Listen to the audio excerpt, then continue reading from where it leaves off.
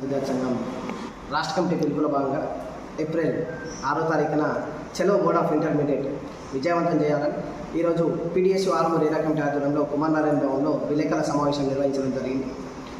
ఏదైతే academic year 26-27 ప్రారంభం కాకముందే ముందస్తు పేరుతో ప్రైవేట్ కావచ్చు, కార్పొరేట్ విద్యా సంస్థలు ముందస్తు పేరుతో అడ్మిషన్లు చేస్తూ ఉన్నారు.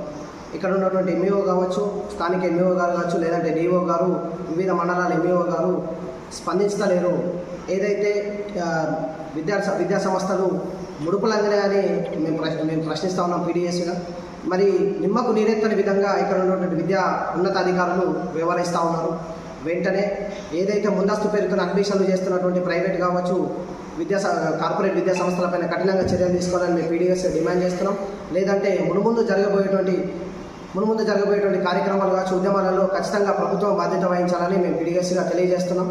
ఏదైతే రాష్ట్రంలో కాంగ్రెస్ ప్రభుత్వం వచ్చి 2 ఏళ్ళు గడిచిపోయినా కానీ ఇప్పటి వరకు కూడా తెలంగాణకు విద్యాశాఖ మంత్రి లేకపోవడం సిగ్గుచేటు. వెంటనే తెలంగాణకు విద్యాశాఖ మంత్రి నియమించాలని మేము పీడిఎస్గా డిమాండ్ చేస్తున్నాం. అట్లాగే పెండింగ్లో ఉన్నటువంటి ఫీజు రిమెంబర్మెంట్ స్కాలర్షిప్ బకాయిలను వెంటనే విడుదల చేయాలా. అట్లనే విద్యార్థులందరికీ ఒకటే తెలియజేయదలుచుకున్నాం. ఏదైతే నూతన జాతీయ విద్యా విధానాన్ని రద్దు చేసేంత వరకు విద్యార్థులందరూ ఈ పోరాటంలో ముందు భాగం ఉండాలని కోరుతున్నాం. చలో బోర్డ్ ఆఫ్ ఇంటర్మీడియట్లో భాగంగా ఈరోజు ప్రెస్ మీట్ నిర్వహించడం జరిగింది. ఈ ప్రెస్ మీట్ దేనికంటే మా ప్రైవేట్ కళాశాల కావచ్చు, స్కూల్లో ఉన్నటువంటి యాజమాన్యం ముందస్తు అడ్మిషన్ చేయడం జరిగింది. దీనిని పీడిఎస్ పూర్తిగా వ్యతిరేకిస్తుంది.